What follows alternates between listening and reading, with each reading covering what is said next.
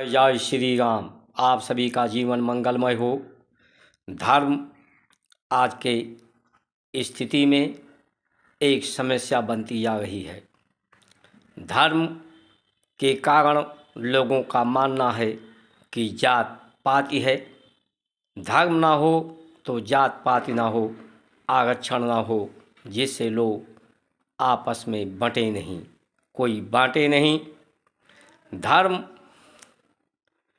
के कारण ही हिंदू, मुस्लिम, सिख, ईसाई मंदिर, मस्जिद, गिरजाघर, गुरुद्वारे को लेकर आपस में लड़ रहे हैं, मतभेद पैदा कर रहे हैं, वैमनस्य पैदा हो रहा है, बैर पैदा हो रहा है। ये समाप्त हो जाए। धर्म की अवधारणा सब में या तो समय रहते समाप्त हो जाए, कोई धर्म की बात ना करे, धर्म की जितनी व्यवस्थाएं समाप्त हो जाएं, या तो धर्म का सदुपयोग यथार्थ परिभाषा परिभाषित की जाए। धर्म एक ही है, अनेक कैसे हो सकता है? पंथ अनेक हो सकते हैं, रास्ते अनेक हो सकते हैं, मंजिल तो एक ही है सबकी। सबका उद्देश्य एक ही है, लक्ष्य एक ही है, पूरे मानव जात की ही नहीं, जीव जंतु कीट पतंगों तक की सुख, शांति, आनंद और अपनी श्रेष्ठता, महानता को सिद्ध करना, यही सबका उद्देश्य है। सबको सत्य पसंद है, सबको सुगंध पसंद है, सबको सहयोग चाहिए, सत्कार चाहिए। तो जब सभी का उद्देश्य एक है, चाहत एक है, तो धर्म कैसे अनेक हो सकता है? धर्म का कार्य ही यही है कि सभी संसार को एक समस्या माना गया है, जिसमें राग द्वेष है, विषय है, विकार है, इसलिए मतभेद है। शरीर सबका अलग अलग है, योनि भी जीव जंतु का अलग अलग है। इन अलग अलग होने के कारण, विषय विकार होने के कारण सब में प्रतिद्वंद्विता है, उदंडता है, एक दूसरे के विरोधाभास है, एक दूसरे के शत्रु हैं, लेकिन स्वभाव सबका एक है कि सब श्रेष्ठ हैं। इसी श्रेष्ठता को सिद्ध करने के लिए अज्ञानता के कारण एक दूसरे को नीचा दिखाकर अपने को श्रेष्ठ होना चाहते हैं। संसार के जो तत्व हैं वो क्षणिक वासनाएं, भोग वासनाएं, ये क्षणिक आनंद देते हैं, इसलिए लोग इसे बार बार भोगते हैं और आनंद के लिए, और शरीर का क्षरण होता है, रोगग्रस्त होता है, लोग आपस में बढ़ते हैं, एक मनुष्य एक दूसरे मनुष्य का शत्रु होता जा रहा है, मानवता सार होती जा रही है। जबकि परमात्मा ने मनुष्य को इस धरती का प्रतिनिधित्व करके भेजा, सबसे उत्तम योनि से मनुष्य की मानी गई है। धन्य भाग मानुष तन पाया। आज ये निकृष्टता के तरफ मानवता को शर्मसार कर रही है।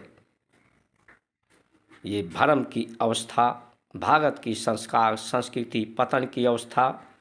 डिबेटों में चर्चा होती है आज के ज़्यादा धर्म के बारे में, कि मंदिर होना चाहिए या मस्जिद होना चाहिए। कोई कहता है वार्षिक एक्ट है, वार्षिक एक्ट के द्वारा जो संविधान है इसके द्वारा मस्जिद ही रहेगी, मंदिर नहीं रहेगा। लोग चर्चा यूँ नहीं करते कि चाहे मुस्लिम धर्म हो, हिंदू धर्म हो, धर्म तो सब में मानवता, देवत्व का अवधारणा पैदा करती है, देवत्व पैदा करती है। आपस में मिलजुल करके संसार रूपी समस्या का सामना करके इस पर विजय श्री प्राप्त करना सिखाती है कि लड़ना सिखाती है। ये सब निजी स्वार्थों के कारण है, क्योंकि परमार्थ समाप्त हो गया है। ये शांति के लिए सबसे बड़ा खतरा है। एक मनुष्य दूसरे मनुष्य को ही समाप्त करने पे लगा हुआ है। परमाणु बम, न्यूटन बम, क्या क्या बम मनुष्य बनाने लगा है। मनुष्य को मनुष्य ही समाप्त करना चाहता है, जबकि परमात्मा ने सबको एक दूसरे से सरोकार करने की बात कही है। ईमानदार, समझदार, जिम्मेदार, बहादुरी के लिए उपासना, आराधना, साधना के माध्यम से उपाय बताए गए हैं। ईमानदारी का पर्याय ये जो स्वर चल रहा है, ये सब में चल रहा है, समान रूप से चले। इसी को समझना कि जब स्वर सब में समान है, स्वभाव सबका समान है, तो सबके साथ समान सद्व्यवहार करना चाहिए। यही ईमानदारी है। सब के दुखों को दूर करना, चिंतन करना, यही समझदारी है, यही जिम्मेदारी है। यही सबको संगठित करना, जात पात, भाषा, लिंग के आधार को बांटना नहीं, सबको संगठित करना, यही बहादुरी है। राग द्वेष को समाप्त करने, विषय विकार को समाप्त करके चिंतन, मनन, भजन, कर्म योग, ज्ञान योग, भक्ति योग, प्रेम योग के द्वारा सबका प्रतिनिधित्व करना, सबको सरोकार, सौहार्द, सहयोग करना, यही धर्म का कार्य है। आइए हम सब मिलकर मानवता को शर्मसार होने से बचाएं, एक दूसरे का सहयोगी साथी हों, धर्म की परिभाषा सार्थक करें, यथार्थ हो जो सबके लिए कल्याणकारी है, भ्रम और संशय समाप्त हो, भारत की संस्कार संस्कृति का उत्थान हो।